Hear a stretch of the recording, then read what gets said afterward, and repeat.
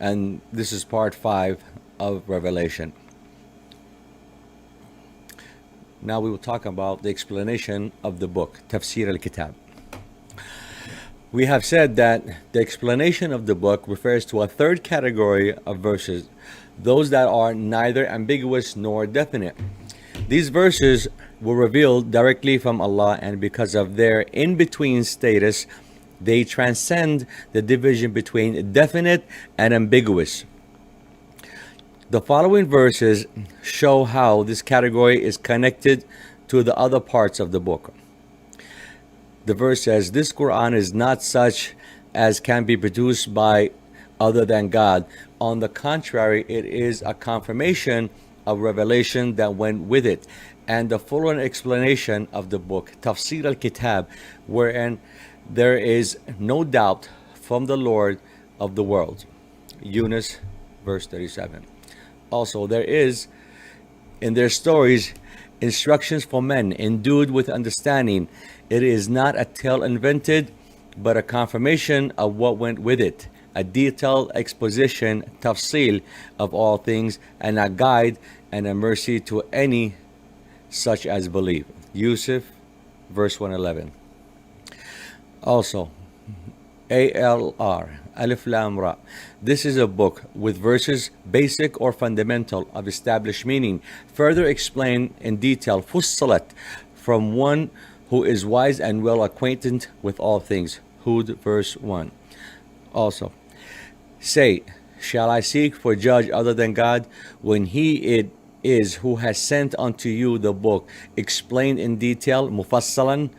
They know full well to whom we have given the book, that it has been sent down from your Lord in truth. Never be then of those who doubt. An'am, verse 114. According to the dictionary of Ibn Faris, the Arabic term tafsil can mean both elaborate exposition and to set apart. As for these two meanings, when we come across two further subdivisions: one, exposition as commentary, verses that do not contain general laws of the universe or rules of human behavior, but which provide information about either of the two, are explanatory and function as a running commentary on other verses. For example, verses that elucidate that the Quran came down in Arabic, or that the book contains ambiguous and definite verses, etc., are commentaries on either the nature of the Quran revealed in Arabic or the composition of the book, types of verses. Thus, they provide further information. One might say that these are the self-reflective verses of the book. Number 2, setting apart in the sense to contextualize, verses that place a specific event in a concrete historical context that will set that event apart from other events that occurred elsewhere and at other times. Such verses help to establish a chronological sequence as they distinguish between earlier and later events. In both functions, the explanatory verses interrupt the flow of the verses that are either ambiguous or definite. They also put the different chapters into a specific order as they structure and subdivide the various categories of verses. This is particularly significant as the book does not provide a thematically or chronologically coherent exposition of its topics.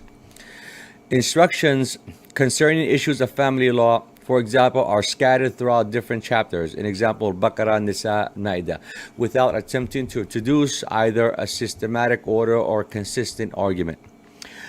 To identify the explanatory verses is, therefore, an important exegetical operation, so that gaps of information created by the scattered nature of the book's lines of argument can be closed. If these verses are neither ambiguous nor definite, and if the book knows only these two types of verses, books of the prophethood and books of messengerhood, to which of the two should one allocate explanatory verses? As they do not contain any rules, commandments, or moral instructions, they are clearly not in the book of messengerhood. By exclusion, they are part of Muhammad's prophethood. even if they are not ambiguous. But since Muhammad held only two offices of prophet and messenger, there cannot be a third category. And yet, even as non ambiguous verses of Muhammad's prophethood, their origin is still different. They were revealed directly from Allah. The explanatory verses do not originate from either Lawh Mahfuz or Imam Mubin, as do the other prophetical verses. Why is the book composed in such a multi-structural way, containing so many different types of books and categories of verses? The answer lies in the history of revelation. Until the revelation of the book, Allah has sent down revelations to the Jews and Christians which only consisted of rules and commandments. That is, revelations came down as books of messengerhoods and definite verses. As it happens, human beings transgressed against the commandments. Divine instructions were ignored and new rules were added and declared as divine. The verses, then woe to those who write the book with their own hands and then say this is from God. Baqarah verse 79. In order to prevent a reoccurrence of this calamity, Allah's last revelation was equipped with the criterion of truth, the Quran. It not only confirms what went with it, the definite verses of the al-kitab is also it also controls and monitors their application.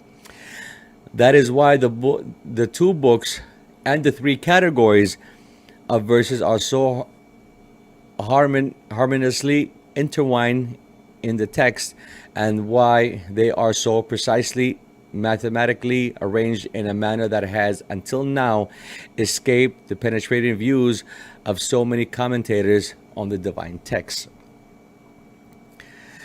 But just as modern medicine explores further and further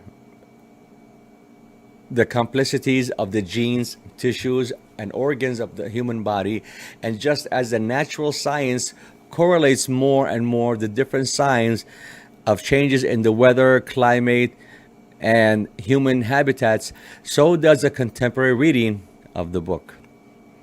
The one who created the human body and nature in such a complex matter will do the same with his revealed words. To perceive the book in a simpler way, we would not do justice to God's power. We will follow up in part 6. Thank you for following part 5.